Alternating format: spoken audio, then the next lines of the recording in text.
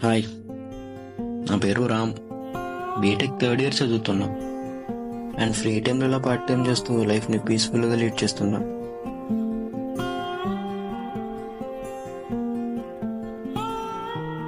అన్నీ మనం అనుకున్నట్టు జరిగితే దాన్ని లైఫ్ అని ఎందుకంటారు?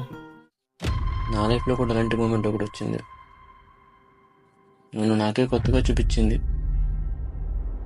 లైఫ్ అంటే ఏంటో తెలిసేలా చేసింది.